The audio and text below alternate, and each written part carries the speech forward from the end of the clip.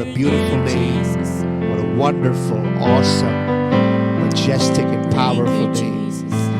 The name of our Lord Jesus. Amen. That's the name na ibinigay sa atin na tayo po ay naligtas. The name whereby we are set free. Hallelujah. We are healed. We have peace. We have joy. We have liberty. We have victory. Amen. Because of the name of our Lord Jesus Christ. Amen. Pagpalain ka ng Diyos, kapatid, as you listen to the Word of God tonight, na ibabahagi sa atin ang ating pong Senior Pastor, Pastor Dan. Hallelujah.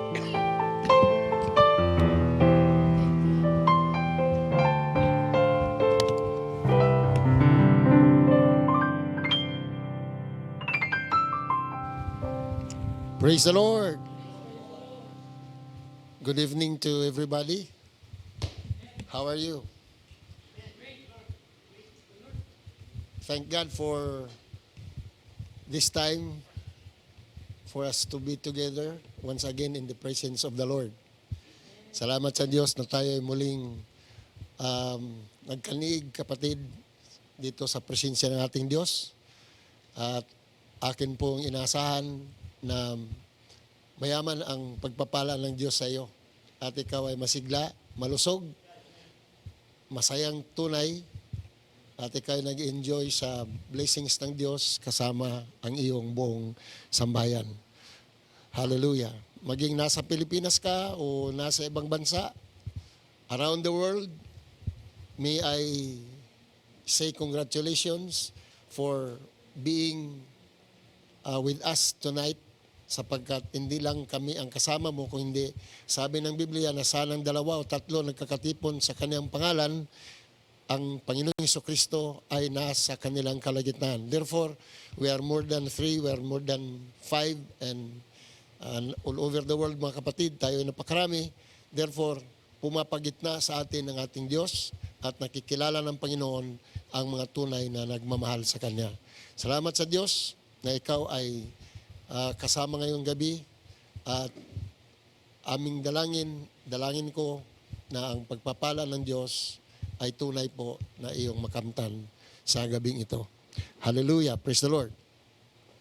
Tonight, atin pong pag-aralan itong mensahe na sinasabing God's will to set us free.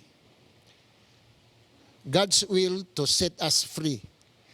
Ang kalooban daw ng Diyos na palayain tayo. Kapatid, gusto mo bang maging malaya? Malaya ka sa kasalanan, malaya ka sa problema, malaya ka sa anumang mayroong parang gumagapos, lungkot o kahirapan. Dapat mapalaya tayo ng Diyos, mga kapatid, buhat sa mga ito, sapagkat katulad na ng ibon, sabi, ang ibon ay hindi naghahanap buhay. Pero kahit bumabagyo, mayroon siyang awit. Sapagkat siya ay inalagaan ng Diyos ng langit. Diba? Kung tayo ay mayroong kagalakan, dahil tayo ay tao at tayo nilikha ng Panginoon, higit kaysa anumang mga nilalang, kapatid, di lang awit mayroon tayo. Sapagkat meron po tayong reason, meron tayong tinatawag na espiritu at kaluluwa, at binigyan tayo ng Diyos ng kakayanan upang atin pong ipahayag ang ating mga damdamin. Kung kaya sa gabing ito, malaya po tayong ating ipahayag sa ating Diyos ang ating pong damdamin para sa ating Panginoon. Ang nagmamahal sa Panginoon Jesucristo magsabing Amen. Okay. So, sa God's will to set us free, atin pong babasahin ang Exodus chapter 12. Ito po ang karanasan po ng Israelites nung sila po ay nabihag at sila ay naging mga prisoners. Sila ay naging alipin po doon sa Egypt for 430 years. Sabi dito, kasi there is an ongoing debate at wala yatang mananalo dyan, sapagkat ang iba nagsasabi na 400 years lamang silang nakukulong doon. Ang iba naman nagsasabi na 415 years. Ang iba ay nagsasabi ng 430 years. Pero ang bersikulo nating babasahin nga ng Exodus chapter 12 verse 40, sabi dito, "Now the sojourning of the children of Israel who dwelt in Egypt was 430 years." Yan, malinaw. 430. Exodus 14:21, "And Moses stretched out his hand over the sea, and the Lord caused the sea to go back by a strong east wind all that night, and made the sea dry land, and the waters were divided." Did you know for how long did the Israelites pass through the Red Sea, mga kapatid? Sabi po ng encyclopedia, more than 6 hours lamang. Sila'y nakatawid na. Okay? So, sa tulong ng Panginoon, sa wakas sila po ay nakalaya na sa pagkabihag nila buhat sa Ehipto, mga kapatid. Na 22, "And the children of Israel went into the midst of the sea upon the dry ground, and the waters were a wall unto them on their right hand and on their left." Grabe, no? Hinapak ng Diyos yung tubig at ginawang tuyo yung gitna, pero yung tubig na hinapak, ginawa ng Diyos na pader sa kanan, pader sa kaliwa. At sila lumakad sa gitna. What a miracle. Hallelujah. 33, "They answered him, We be Abraham's seed, and were never in bondage to any man. How sayest thou, ye shall be made free?" Ito yung tagpo ng si Jesus Christ ay kinausap niya yung mga Hudyo at nakipagtalastasan sa kanya. Ang sabi kasi ng Panginoon Kristo, kailangan na kayo mapalaya. Ang sabi ng mga Hudyo, ay kami ay mga lahi ni Abraham at hindi po kami naging mga alipin sa sinumang tao. Paanong sinasabi mo sa amin na dapat kami ay mapalaya? But Jesus answered them, verily I say unto you, whosoever commits sin is the servant of sin." Aba, ang kalayaan na tinutukoy ng Panginoon Kristo dito ay kalayaan buhat sa kasalanan. Dahil yun daw gumagawa ng kasalanan ay alipin daw ng kasalanan. 35, "And the servant abideth not in the house forever, but the son abides forever." Abides ever. Yun daw mga alipin, hindi daw tumatahan sa pamamahay ng habang panahon. Siyempre, alipin lang sila eh. Pwede silang ipagbili. Diba? But the son abides ever. Ang ibig sabihin dito, subalit yung anak ay pwedeng tumira sa bahay hanggat gusto niya. Oh, okay. 36, "If the Son therefore shall make you free, ye shall be free indeed." Kung daw ang anak sa makatuwid bagay magpalaya sa inyo, kayo ay talagang malalaya. Amen. Praise the Lord. Dito yung sinasabi yung "you shall know the truth." Sino po ang truth na tinutukoy dito? Yeah, sa John 14:6, sinasabi diyan, Jesus saith unto him, "I am the way, the truth, and the life. No man cometh unto the Father, but by me." Malinaw po, wala pong pupunta sa Ama kung hindi kay Jesus Christ lang. Ang palagay ng iba dito, ang interpretasyon nila, si Jesus Christ daw ay parang daan lang pamunta sa Ama. But malinaw diyan, sabi ng gano'n, no one will go to the Father but in Jesus Christ only. But by me. Ay ibig na sabihin, si Jesus Christ ay daanan lang. Makikita naman natin diyan sa pagpapatuloy na itong si Felipe nagtanong. Sabi niya, "Lord, you have been talking to us about the Father, but we haven't seen Him until now." Ang sabi ng Panginoon Jesus kay Philip, "O Philip, Bakit ka ganun? Tagal na nating magkasama, hindi mo pa ako nakilala. Ako at ang Ama ay isa. Nakakakita sa akin, nakakita na sama. I and the Father are one. Who has seen me has seen the Father. Why didn't you say, show us the Father? Those that have seen me have seen the Father. Sabi ng Panginoon Jesucristo. Now, what is God's instrumental procedure to result total freedom? Ano po ang instrumento ng Diyos na paraan para po magresulta po sa total na kalayaan? No? This had been a mystery for a very long time, and even until now, people don't seem to understand the procedure of God. Kung paano po makamit yung total freedom na tinutukoy po ng Bible, mga kapatid. Yung bang kalayaan na tunay na ligtas. No? Ang answer po dyan ay water baptism in the name of Jesus Christ. Now, ating sundan po. There might be other baptisms that the world may offer. Marami po sigurong mga bautismo na i-offer ang daigdig o sanlibutan. But there is only one water baptism that was used by the apostles of the Lord Jesus Christ. Isa lang po ang bautismo na ginagamit ng mga apostoles ng Panginoong Jesucristo. Okay, I don't blame other people for introducing other kinds of baptisms. That's their option and it's their choice. Pero pag pag-usapan natin, if we talk about the apostles baptizing believers, there was only one water baptism that these apostles of the Lord Jesus Christ were using.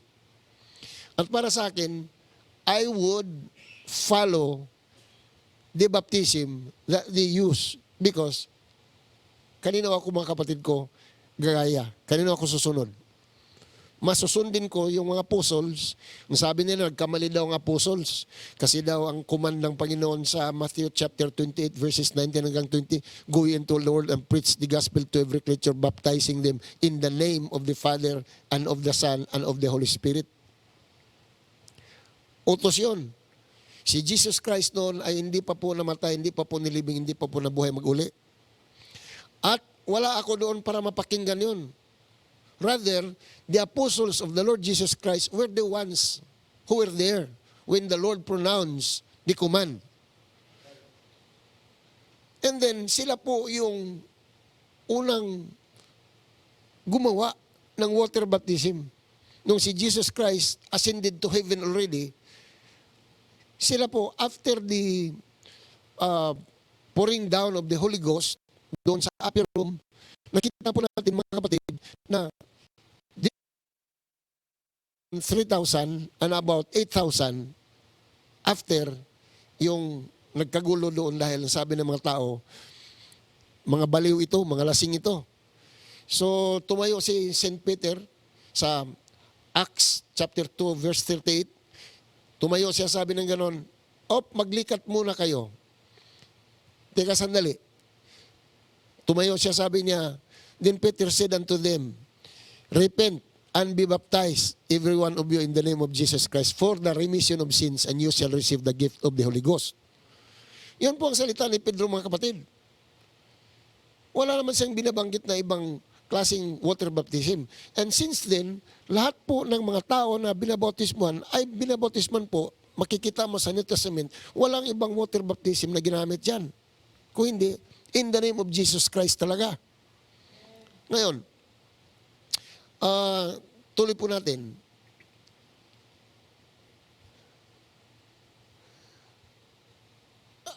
Ulitin natin yang sabi ni Peter, na tumayo siya, sabi niya, repent and be baptized, every one of you, in the name of Jesus Christ. Para ano? For the remission of sins. Ano itong water baptism, mga kapatid, na binabautismo ng mga apostoles? Para sa kapatawaran ng kasalanan. Ay ikaw, kung tatanggap ka na ibang water baptism, I don't know what's that for. Some others would just tell you that it is not even necessary.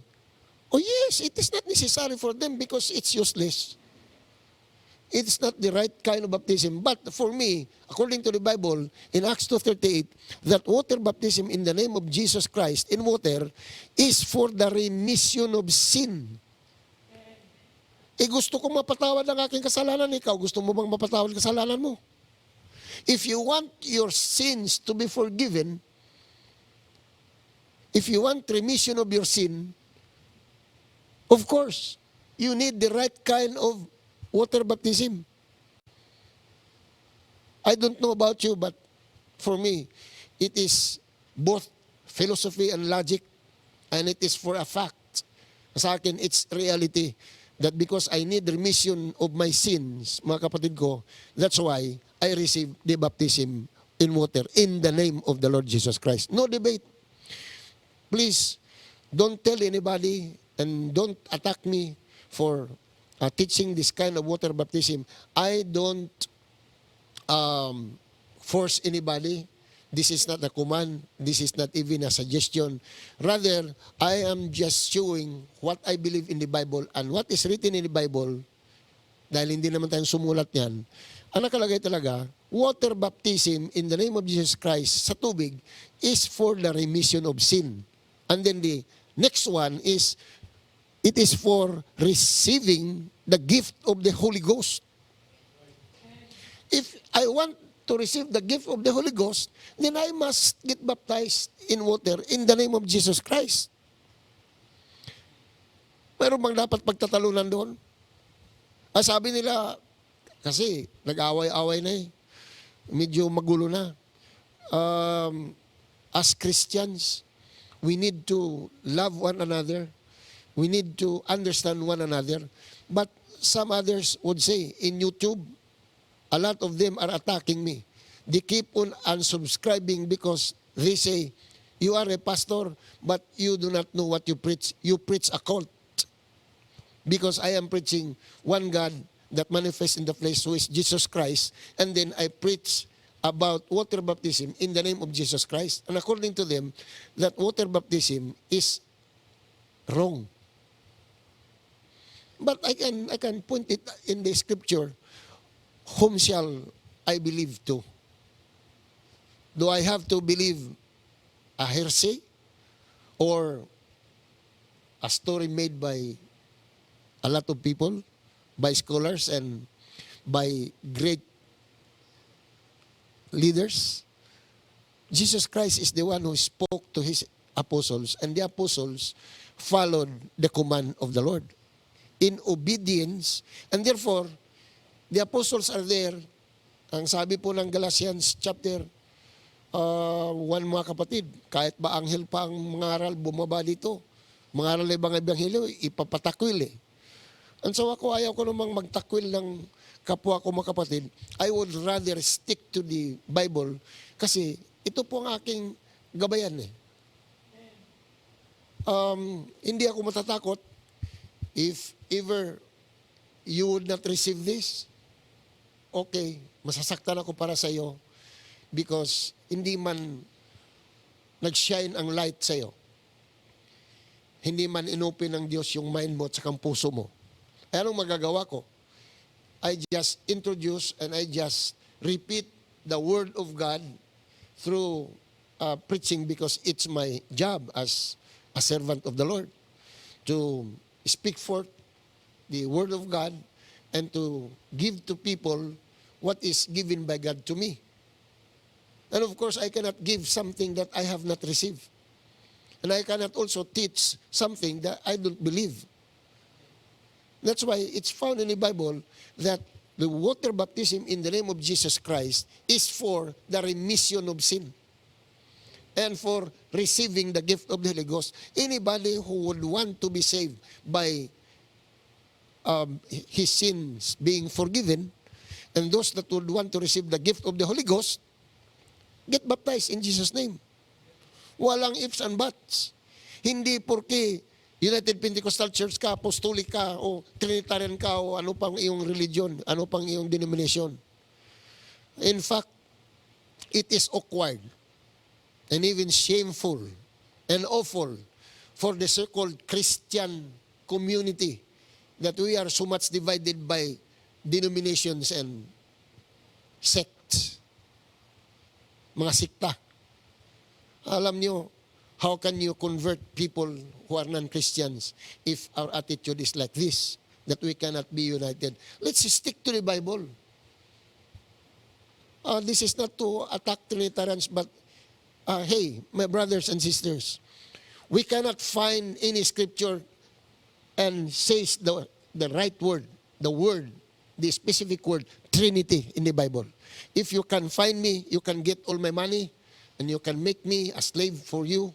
I will serve you throughout my life. If you can show me in scripture that there is written one verse that says the word Trinity. It's just an invention of the Romish church. And the Romans, alam natin na sila po ang nagpapatay sa ating Panginoon sa Kristo. They made stories even before. And now, look at this. They seem to embrace Christianity, but it's a different Christianity. Even if you say it is 95 Christianity and you mix with it 5% of non-Christianity, that's not even acceptable to God. Because the law of the Lord is perfect. You follow 9, you miss 1, you still have violated the law. Now, we are not under the law, we are under grace, but we are in the law of love. And if we believe in God, we must sure believe God by means of what His Word says to us. Not manufacture our own teaching. We have to follow. Now, look at this. Let me emphasize this very much. That if you would want a debate on this, hindi ako papatol sa iyo. Alam mo bakit? This should not be debated upon. Why? It is the Word of God and it is very clear that water baptism is for the remission of sin and it is for receiving the gift of the Holy Ghost. May I ask you, would you want your sins be forgiven and get baptized in the name of Jesus Christ in water? Would you want to receive the gift of the Holy Ghost and get baptized? Ganun po. Hallelujah. Praise the Lord. Okay po. Romans 6:3, know ye not that so many of us were baptized into Jesus Christ, were baptized into His death? Now look at this. If we have been baptized in water in the name of Jesus Christ, we've been baptized into His death. Sa 6:4 sabi dito, therefore we are buried with Him by baptism into death. The reason I read to you about the journey of the Israelites from their slavery towards their freedom when they passed through the Red Sea by that miracle na pinadaan sila ng Diyos doon sa tubig. Because makita mo doon ang isang picture ng water baptism at saka yung burial ni Jesus Christ. That although we will submit ourselves into water baptism, it is likened into the burial of Jesus Christ. And it is also likened into the journey of the Israelites passing through the water, the Red Sea. Hindi naman talaga tayo na mamatay kapag water baptized tayo. We'll just taking in the picture. And God wants us to follow this, although we will not physically die in order to get baptized. We are buried with Him by baptism into His death. Sorry. That like as Christ was raised up from the dead by the glory of the Father, even so we also should walk in newness of life. I am sure those that have been baptized in other baptisms na kanila pong ginagamit, they would also use this, but hindi po connected, mga kapatid. Because the water baptism that this verse had been connected to is Acts 2:38. Wala pong ibang water baptism dyan. Okay, that like as Christ was raised from the dead by the glory of the Father, even so we also should walk in newness of life. Ay kaya pala, mayroong mga nabautismuhan mga kapatid ko na because their water baptism was not powerful, it was not the right water baptism. That is why it resulted to wrong result also. Parang make-believe. They say they are Christians, but look at what they do. They make God their servant. Instead of serving the Lord, they make God their servant. They often sing that God is going to answer their prayer. God is going to supply their need. And when they pray, they just ask God, give me Lord, give me Lord, give me Lord. Pero ang totoong service sa Panginoon, mga kapatid ko, is bringing Him His glory, thanking Him, bringing Him all the glory, mga kapatid, na sabihin natin, Ikaw, Diyos, salamat, iyong niligtas kami. Salamat, Panginoon, pinuprovide mo kami. Hindi yung puro asking lang, mga kapatid. Tapos ang buhay nila hindi naman nagbabago. This is not to condemn anybody, pero let me warn you. I would like to tell you that your life is not in your hands. I am preaching to you tonight, but my heart is bleeding. You know why? My brother just died a few hours ago. They are now negotiating if it should be cremated or dadalhin sa funeral parlor, mga kapatid. Alam nyo, nasa quarantine pa rin po tayo. So, let me warn you that nobody holds and owns his own life. It's either your sins be forgiven and you receive the gift of the Holy Ghost, or you die without salvation. Why I should be frank and be very honest to you and brave about this? It's because I love you, my brother and my sister. I want you to get saved. If you would ask me, I had been a Christian since birth. I was born in a Christian family. We went to the Methodists, the Baptists, the Episcopalians, the Presbyterians, anything. I graduated from the Bible College of the Trinitarian Assemblies of God. I stayed there for 4 years and had my field training for 1 year. I was ordained there. So there's no use to tell me that I am false because, not a cult. Because I believe this in my heart and in my mind, and I know the Holy Spirit enlightened my mind because of this. Water baptism in Jesus' name is really what solves it all. You want salvation? You want your sins be forgiven? You want the gift of the Holy Spirit? The only answer to that is water baptism in the name of Jesus Christ. Now, if you won't believe me, I don't care. But I will be very sorry for you to tell you that you miss salvation. Anybody who would want to attack this message, you can do that. But later on in life, you will see how much you have lost because you lost salvation. There's nothing that will be lost from you. You will nothing by accepting Jesus Christ as Lord and Savior and get baptized in Jesus' name, because this is the truth. But if you will rely on your own understanding and you rely your doctrine and your teaching and your belief to the teachings of men in the world who are seemingly wise enough, yes, they could be wise, you can be wise. But how about what is the Bible telling us to do? Is your doctrine according to the Bible? They pretend to teach the Bible and they exhaust their means para po ituro po na ang baptism ay in the name of the Father and of the Son and of the Holy Ghost. Yes, my brother and sister, I have accepted that. I had been baptized in that baptism. But one day, when I was about to die, I was asked by myself. Suppose I'm gonna face God that moment. O babalik ang Panginoon Kristo. Would I get saved? So nagkaroon po ng takot ang puso ko. At nung aking binilang po, when I counted the cost, when I calculated everything, I will not lose anything by accepting Jesus Christ as my God and having the water baptism in the name of Jesus Christ sa water, mga kapatid ko. So, 1 o'clock po ng madaling araw, I went to the pastor, Reverend Antonio Galimit Sr.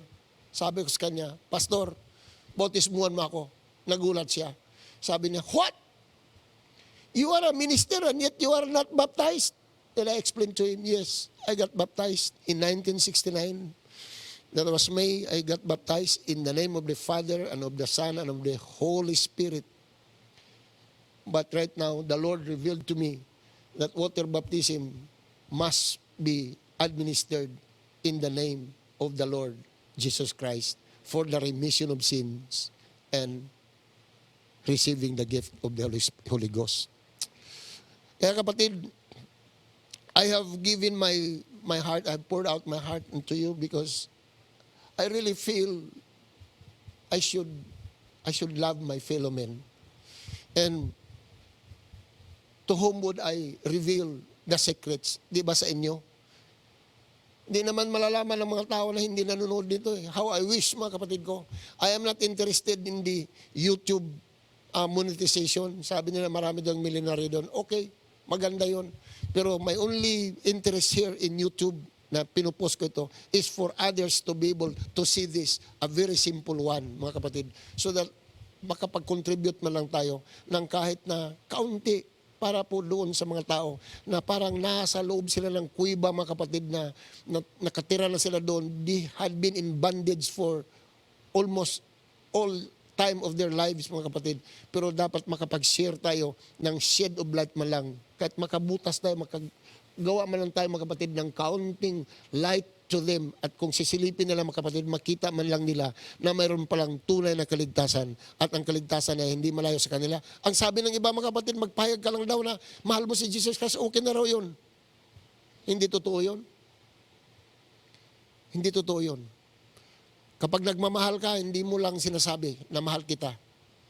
May ginagawa ka, di ba, para patunayan. Ito ngayon, si Jesus Christ, gumawa siya ng instrument, mga kapatid, procedure para po mapatawad ang kasalanan natin at matanggap natin ang kaloob ng Holy Ghost. Ito po yung water baptism in Jesus' name. Praise the Lord. Tapusin po natin, mga kapatid. Now, water baptism, it saves. In the supermarket, mga kapatid ko, sa Shumart, nagpunta kami ni Sister Virgin ninyo, may tao pong kumausap sa akin doon. May malaking Bible na dala-dala. Nilagay sa postcard niya kasi malaki, mabigat eh. Tinanong niya ako, do you know about your salvation? Sabi ko, yes, I know. Sabi niya, oh, really? Sabi ko, yeah. Sabi niya, pastor daw po siya. Sabi ko, oh, pastor, ano po, naniwala ka sa water baptism? Sabi niya, oh, no, water baptism is not important for as long as you believe in the name of Jesus Christ. You believe that Jesus Christ is Son of God because God is Triune God. Sabi ko, wow, may anak kayong babae? Sabi niya, 2 anak kong babae, 1 lang lalaki. Sabi ko, so, tatanggapin mo na sa bahay mo na yung magpahayag na, Sir, mahal ko po ang anak ninyo. Anong pangalan niya? Layla. Layla. Ang isa, Lisa. Ang panganay, Layla. O sige, Layla, mahal kita. Magsama na lang tayo, hindi na tayo magpakasal. Sabi na, abay, matutuda sa akin. Sabi mo, hindi importante yung water baptism. So, hindi rin pala importante ang kasal. Sabi na, hindi importante yung kasal. Alin ang importante? Kasal o water baptism? Hindi niya masagot, mga kapatid. Sabi niya, bakit mo ginigit ng water baptism? Binasa ko yung Acts 2:38. Sabi ko, ang water baptism ay mahalaga kasi ito ang isang hakbang na para ang iyong kasalanan mapatawad at ito rin ang hakbang, procedure ng Diyos na iyong matatanggap ang Holy Ghost. Sabi niya, matagal na akong pastor, hindi ko nalalaman yan. Sabi ko, hindi, kasi yung inyong denomination, nagtuturo sa inyo. Pero ito, hindi ito tinuturo ng mga denomination. Ito po'y nakasulat sa Bible. Kinuha niya ang telephone number ko. Ay hanggang ngayon, di pa tumatawag. No? Praise the Lord. The like figure whereunto even baptism does also now save us. So, nagliligtas pa lang ang bautismo, mga kapatid. Oh, not the putting away of the filth of the flesh, but the answer of a good conscience toward God by the resurrection of Jesus Christ. So kung wala kang tamang water baptism, you cannot answer a good conscience toward God. How can you be saved? Sabi dito, water baptism now save us. Not the putting away of the filth of the flesh, but the answer of a good conscience toward God. We must be reasonable kasi sabi ng Diyos dyan, come let us reason together. Diba? Sabi ng Isaiah chapter 1 verse 18-19, diba? Because come let us reason together para po mapaputi po yung ating kaluluwa, mapatawad ang makasalanan natin. At may warning doon, if you would be willing and obedient, ye shall eat the good of the land. Ibig sabihin noon, maliligtas ka kapag ikaw ay susunod at ikaw ay magkusa.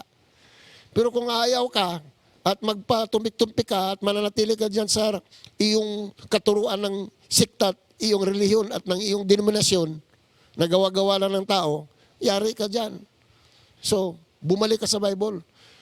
Kung ang denominasyon mo nagtuturo ng hindi ayon sa Biblia, edi umalis ka, maghanap ka ng iba.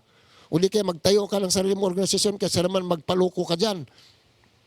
Ang mga Israelites, mga kapatid, niloko ng 430 years, di ba? Pero pinalaya sila ng Diyos. Ba't di mo kaya gayahin? Hanapin mo yung katotohanan. May Bible, marunong kang magbasa. Lalo pa ngayon, yung Google, mga kapatid, tatanong mo sa Google, sasabihin siyang totoo. Magbasa ka ng encyclopedia.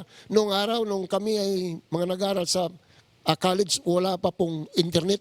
Doon kami sa Jefferson Library, nakikipag-agawan kami na magbasa ng mga encyclopedia doon. May bayad pa yun. Ngayon, libre na. Type mo na lang sa Google mo, kahit ano encyclopedia. Groliers, Britannica, lahat ng encyclopedia, libre lang. So, hindi na pwede ngayon lukuhin ang mamamayan, kapatid. Mix as Abraham's seed. Hindi lang pala nagpapatawad ng kasalanan, ang bautismo, hindi lang receiving the gift of the Holy Ghost, at hindi lang nagliligtas, ito pa ay gagawa pa sa iyo na magiging lahi ka ni Abraham. Ano bang importance ng pagiging lahi ni Abraham? Siyempre, kapag lahi ka ni Abraham, sabi ng Bible, you will become heirs of the promise. Kasama kang tagapagmana po sa pangako ng Diyos. Ano ba yung pangako ng Diyos kay Abraham? Di ba yung New Jerusalem? Ikaw, bahala ka. Hindi ka makapunta sa New Jerusalem. Bautismuhan ka doon sa ibang bautismo. May promise ba doon na ikaw ay magiging Abraham seed?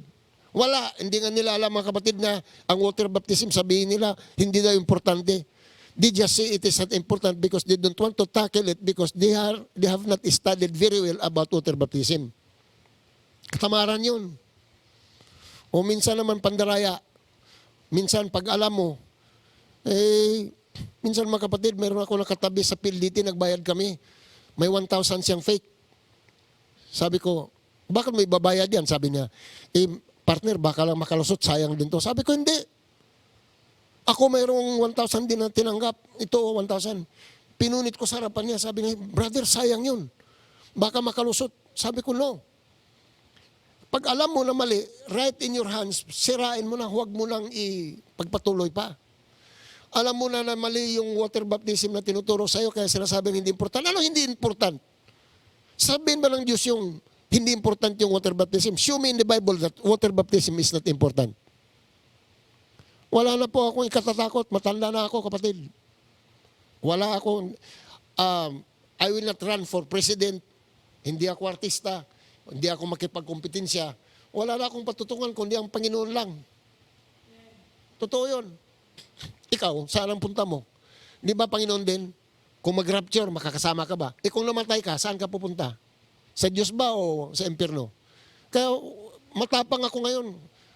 Kahit ikaw nakikinig, kung nakinig ka man, ang prayer ko ay palambutin ng Diyos yung puso mo at buksan ng Panginoon yung isipan mo at yung mata mo. At kung ikaw ngayon nakikinig, ituro mo ito sa iba. At ikaw ay magkaroon din ng tapang at manindigan ka sa katotohanan, kapatid. Sapagkat ngayon hindi na yung panahon ng papaling-paling tayo, mga kapatid. We have to stand up and be brave enough and proclaim the gospel, mga kapatid, kung alin yung totoo. Sapagkat maaaring maubusan ka ng panahon. Kapag hindi ka magsalita ngayon, hindi mo gamitin yung rights mo, hindi mo ituturo yung tama, baka bukas huli na. Bigyan ko kayo ng huli na. Anong ibig ko sabihin ng huli na? Nandito pa ako. Nandyan ka pa rin, di ba?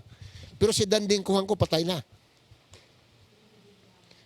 Kalilibing lang, di ba? Yung may-ari ng Sumart, patay na. Yung may-ari ng Robinsons, patay na rin. Yung may-ari ng Philippine National Bank at ng Ampal, patay na rin. Oh, naabot ba natin yon? Wala na tayong chance doon. Dahil hindi natin ginawa ang ating best para maabot sila. Sigurado may telephone number yun. So ngayon, kung hindi ka manindigan at sabihin mong hindi importante yung water baptism, you better make your own research about this. Dahil kung hindi, ikaw mananagot sa sarili mo. Okay lang magalit ka sa akin. Ayan, YouTube, my Facebook.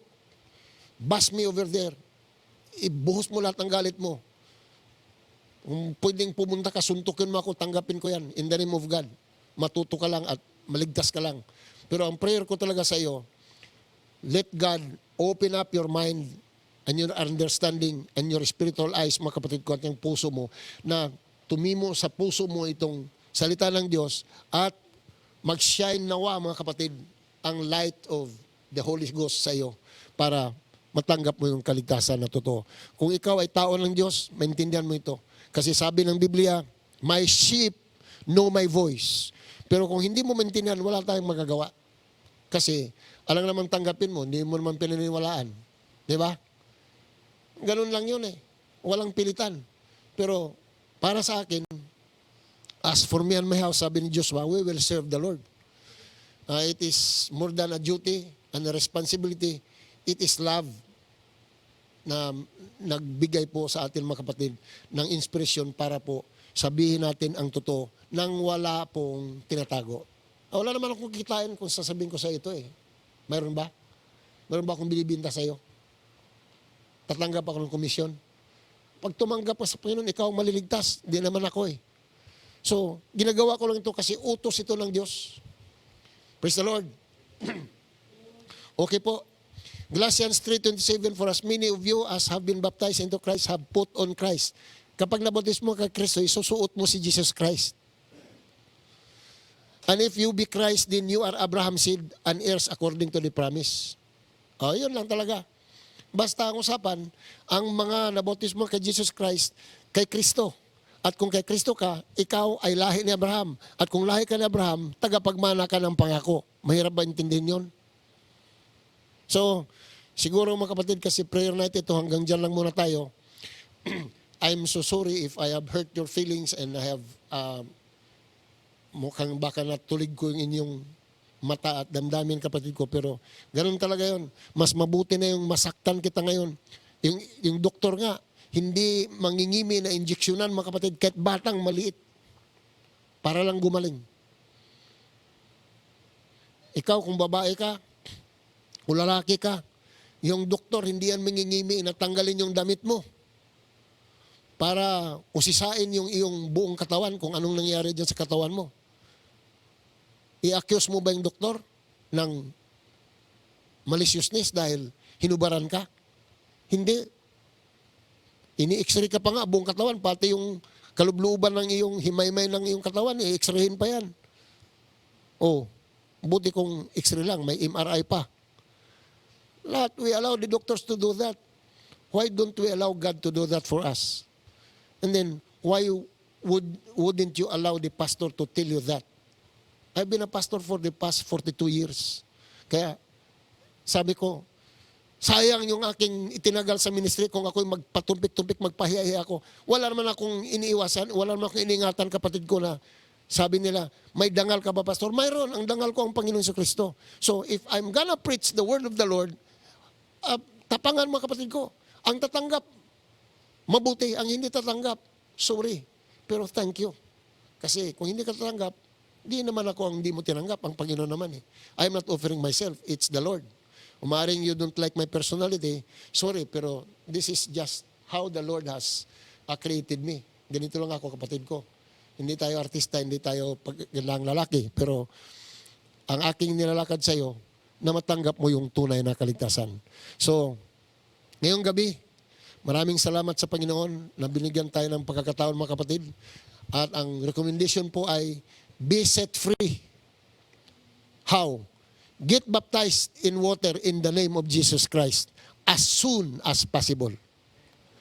Kung malapit ka sa amin, tawagan mo kami. Hindi kaya, contact mo kami sa Facebook, contact mo kami sa ating YouTube channel, contact mo kami sa ating website. O kaya, kung mayroong malapit kang malalaman, mga kapatid, na nagbabautismo sa pangalan ni Jesucristo, magpabautismo ka doon. Basta maligtas ka. Wala kaming interest na ikaw ay gagawing membro anuman. Basta sa amin, gusto lang namin na kayo ay makatanggap ng tunay na kaligtasan at amin pong may lapit sa iyo ang Panginoon Kristo. Hands to accept or to reject. And that's up to you. So, hallelujah. Let me reiterate, mga kapatid, kaya ko lang ginagawa ito because I love you so much. I don't want you to miss salvation. I want you to receive Jesus Christ. I want you to get baptized in water. And because water baptism is for the remission of sins and for the receiving of the Holy Ghost, and it is for salvation, and it is to become Abraham's seed so that you will become an heir of the promise, which is New Jerusalem. Kung gusto mong pumunta sa New Jerusalem, pag-isipan mo mabuti ito. Pero kung ayaw mo naman, it's your choice. Kapatid, mahal kita sa Panginoon. I pray God to bless you, and every one of us must be happy in Jesus' name. So, thanks a lot. Tayong lahat ay tumayo. Manalangin tayo. Ama, mapagpalang Diyos na may likha ng langit at ng lupa, nagpapasalamat po ako sa gabing ito na may mga nakikinig at iyo pong ibinigay po ang matapang na pangangaral po ng Ebanghelyo. Walang takot at walang ikahihiya sapagkat ang katotohanan po ang magpapalaya sa amin. Ikaw po ang tunay na katotohanan at ikaw ang buhay. Kung kaya ang water baptism in the name of Jesus Christ ay siyang ginagamit at ginagawa ng mga apostoles ng Panginoon Jesucristo, at nararapat lang na siya rin po namin gagamitin ngayon na bautismo sa tubig in the name of Jesus Christ for the remission of sins and receiving the gift of the Holy Ghost. Pagpalain, Panginoon, ang bawat isang nakinig. Hallelujah. At aking dalangin ang iyong mayamang basbas at pagpapala nga sa bawat isa. Hallelujah. Palaguin mo po, Panginoon, ang kanilang kaalaman at bigyan mo sila ng inspirasyon. Buksan ang kanilang isipan, ang kanilang puso, at ang kanilang mga matang espiritual, ng kanilang pong makita ka, Panginoon, at madinig po ang iyong tunay na boses, ang iyong tinig ng katotohanan. Hallelujah. Ang lahat ng ito ay aming pinagpapasalamat sa iyo, Panginoong Hesus, at alang-alang po sa aming dakilang tagapagligtas at Diyos na darating sa rapture, ang aming Panginoon Jesucristo. Ito pong aming samot dalangin. Amen. Praise the Lord. Palakpakan natin, Panginoon, mga kapatid. Ngayon, dadako na po tayo sa atin pong mga prayer request. Hallelujah. Kaya na ating ginagawa, magbibigay po tayo ng 3 to 5 minutes, mga kapatid, para isulat po ninyo ang inyong mga prayer request. Babasahin ko na dito yung mga nauna. Nandito po sa Italy, ang kanya pong pangalan ay Aileen Odnomsig, mukhang binaliktad. Parang Gismundo Emilia. Please pray for the salvation of my children, deliverance for Brother Glenn, and for those who lost their job, that God will provide for them. Thank you. God bless us all. Okay. Ito pa, Sister Armelina Manabat Mirales, Julian Caranza, Prissy Amos Salazar, Vicky Vergara, thanks po for joining us. Pinasalamatan lang pala mga kapatid yung mga dumalo. Si Cherilyn Nunez naman sa Marinduque, prayer request ko po, number 1, guidance and protection for po nating lahat. Pangalawa, makapag-ayos na po kami ng mga requirements pabalik ng Maynila. 3, financial provision po sa family ko at kay Brother Julius Alviar. Number 4, good health po. Good health na rin po sa akin at sa ating lahat. Okay?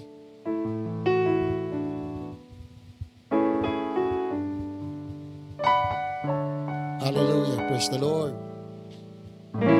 Sige, tuloy-tuloy lang po mga kapatid ng pagsusulat ng inyong mga prayer request.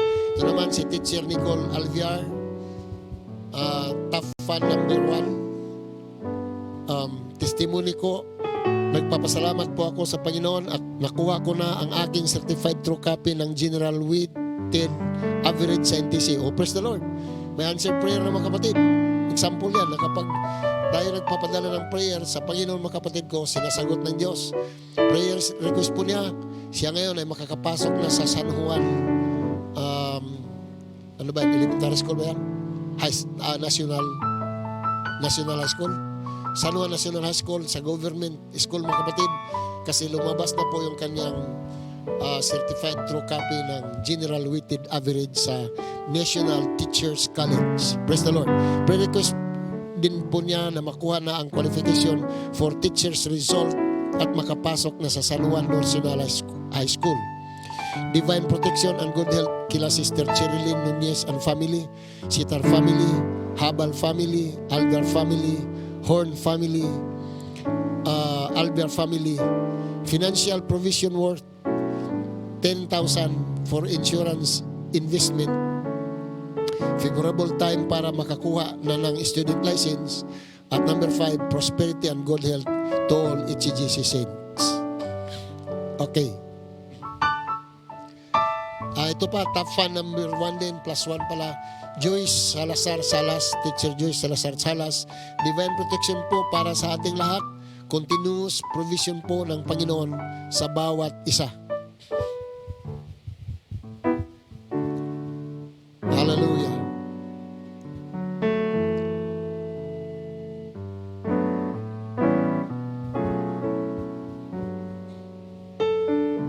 Ito naman galing kay Sheila Bautista Cabrera, prayer request po, God's protection, safety and guidance for everyone, financial provision for me, at sana makabalik na sa work as soon as possible. Praise the Lord.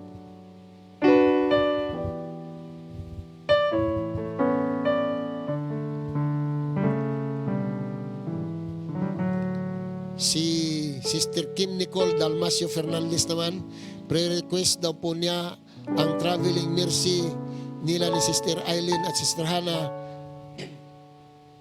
Saan ka nagpunta tong mga to? Traveling mercy po, baka umuwi po ng Antique ito. At divine protection po namin at financial provision. Si Madeline Garcia Ibana naman, prayer request, divine protection for everyone, good health for my family, and financial provision for everyone. Okay.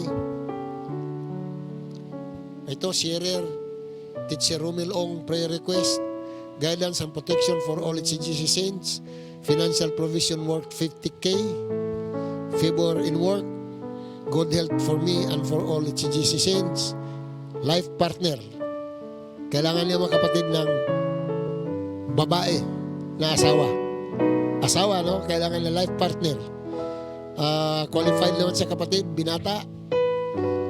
matatag ang hanap buhay, licensed teacher, nagtuturo sa ngayon, at maraming sideline mga kapatid, maging milyonaryo pa sa YouTube. Magaling magluto. Hallelujah. Sino pa po? Huwag kayong mahiyang magpadala mga kapatid, kahit ano ang inyong prayer request, padala po ninyo. Kasi ang sabi po ng Biblia, let your request be made known unto God. Kaya unlimited yan. You just write and write and write. You know why? Kapag sinusulat mo, pumasok mo na yan sa isip mo. Tapos pumasok sa puso mo. Hindi nung sinusulat mo, alam na alam ng Panginoon na sinulat mo. Kaya, pinapaalam mo sa Panginoon yung prayer request. Hannah Gigilian prayer request of Brother Victor Lanos, good health for his throat and arm, restoration of his throat and healing of his arm, protection for everyone, and continuous provision. Okay.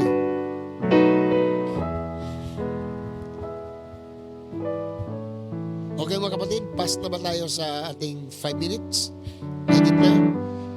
May I call the skeletal force over here para po makita naman sa ating camera na talagang may mga tao dito mga kapatid.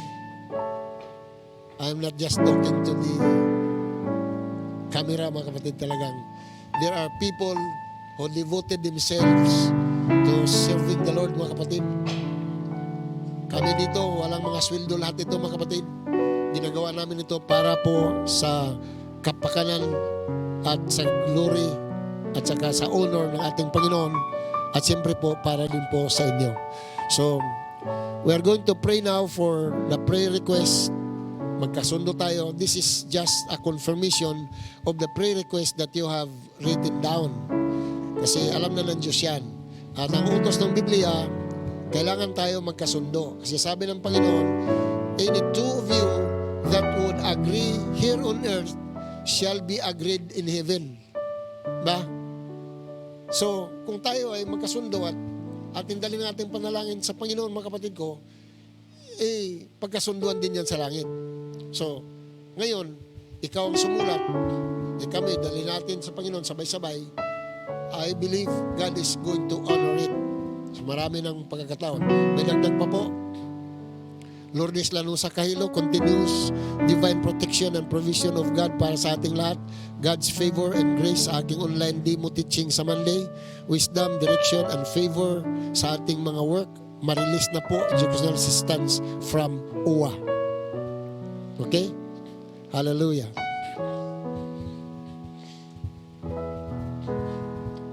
Praise the Lord. Sister Virgie. Meron pa. Ito pa, Ralph Ongka, salamat po sa Diyos dahil nakapag-exam na po si Sister Elijah Qualing sa kanyang in-applyan na trabaho. Praise the Lord. Nakapag-apply na mga kapatid si Sister Elijah Qualing. Prayer request po na matawagan at ma-interview si Sister Elijah Qualing sa RTVM sa Administrative Assistant. Malacanang yan Okay, praise the Lord. Hallelujah. Meron na tayong kapatiran dyan sa Malacanang mga kapatid, si Sister Jean Marie Cutar. At meron naman isang nag-apply ngayon at ito ay qualified licensed psychometrician, licensed psychometrician. Itong si Sister Elijah Qualing.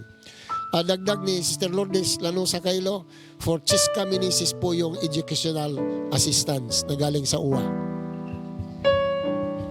Hallelujah.